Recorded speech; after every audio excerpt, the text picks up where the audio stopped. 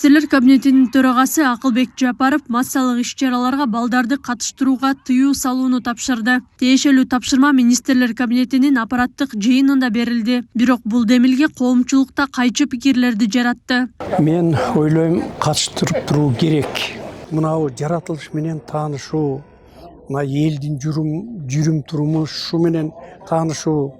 Мисалы үчүн мына кечээ чыкканда ошол жерде боз үй курулуп атат.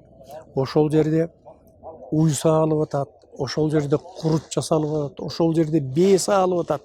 Ошол бээни кантип саайт экен, бээнин сүтү каяктан чыгат экен, уйдун сүтү каяктан чыгат экен деген нерселерди үйрөнүп балдар билгени жакшы. Жанагындай корпорация өткөрсө балдар топтолот. Майрам күндөрдө өткөрсө окуучу балдар топтолот. Андан аз келгенсип жанагындай шайлоо компаниясы чыгуулар болсо булар жумшайт. Бизди көрүп калат, бизди билип калат, буларды байкабайт деп, ошолорду пайдаланып, ошолордун колу менен иш кылышат. Ошол нерселердин баардыгын токтотуш керек. Мындай тапшырмага жакында Сузак районунда катталган кырсык себеп болгон. 2-майда манас айтып жаткан балдарды жүк ташыган унаа сүзүп, 40 чукул окуучу ооруканага түшкөн. УКМК төрагасы Камчыбек Ташиев жабыркагандардан кабар алып, окуяны шалаакылык катары баалап, тиешелүү кызматкерлерге чара колдонуларын айткан. Ошол коопсуздук маселесин бузган жетекчилерди, жергиликтүү бийлик органдарынын жетекчилерин, же болбосо борбордук орган жетекчилерин кимиси болсо дагы биз сөзсүз түрдө иликтеп жоопко тартабыз. Анан дагы ошол райондордо бири-бири менен баягы мелдешип, ким көп адам топтойт деп, ким көбүрөөк чоңураак кылып өткүзөт деп, ушундай соревнованиялар болуп кеткенде, бул демек ошо жергиликтүү бийлик органдарынын жана ошо манасты уюштуруп аткандардын чоң шалаакылыгы деп эсептейм. Жана бул үчүн жоопкерчилик болуш керек. Өлкө башчысынын тапшырмасы менен окуянын чоо жайын териштирген комиссия түзүлгөн.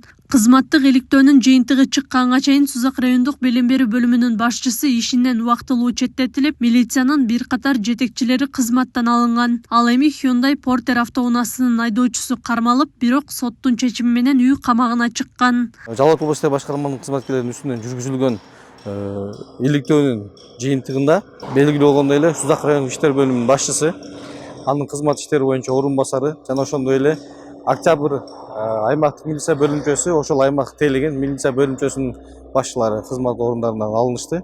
Ошондой эле бир катар область иштер башкармалыгынын жетекчилиги жана жол кыймылынын коопсуздугун камсыздаган кызматкерлер, жалпы 12 кызматкер тартиптүү жазага кириптир болушту. Өтө строго наказать этиш керек. Строго. Экинчи кайталанбай турган кылыш керек. Эми барып туруп, аны барыш керек эле, тиги барыш керек, бу барыш керек деп, анан кийин убактылуу, анан кийин убактысыз, анан кийин деген шылтоолор болбош керек. Болбош керек. Адамдын тагдыры менен ойнобош керек. Адам тагдыры. Мына Кыргыз Республикасынын 32 жараны бүгүнкү күндө больницада какой-то болбогон нерсе менен жатат.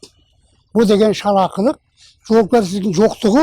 Бүгүнкү күндө кырсыктан жабыркаган 12 бала Жалалабадтагы балдар ооруканасында дарыланып жатат. Анын ичинен 2 бейтапка операция жасалган. Ал эми 10 бейтап Бишкектеги балдар ооруканасына атайын борт менен жеткирилип дарыланууда. Ошондо жалпы 3 операция болду.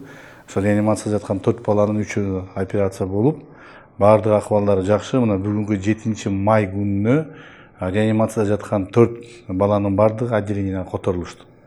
Ал эмнени билдирет? Ал отделениеге которулса, баланын акыбалдары жакшы болуп калды деген сөз.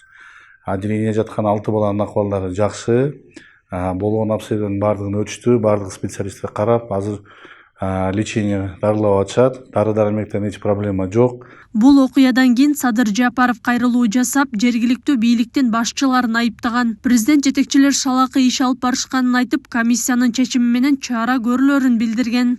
Райондун деңгээлиндеги адистердин жетекчилердин өз ишин так билбегендиги. Ушул жерде 13 милиция кызматкери жүрүптүр. Ички иштер башкармалыгынын райондогу башчысы жүрөт. Коопсуздукту карап коюш керек эле да. Алар жакшы кадр болгондо кырсыкты алдын алышмак. Машинелерди балдар турган жердин үстүнө алып барып тизип койбой, ылдый жакка түшүрүш керек эле. Азырынча президенттин колунан 200 миң сомдон акча каралды. Каттуу жабыркаган 5 баланын үй бүлөсүнө президенттин фондунан 200 миң сомдон, башка жараталган балдарга 50 миң сомдон каражат бөлүнгөн. Бул окуядан кийин өлкө аймагында окуучулар арасында өтүп жаткан Манас айтуу фестивали токтотулган. Акылай Карабаева, Аскар Маматисаков, регион.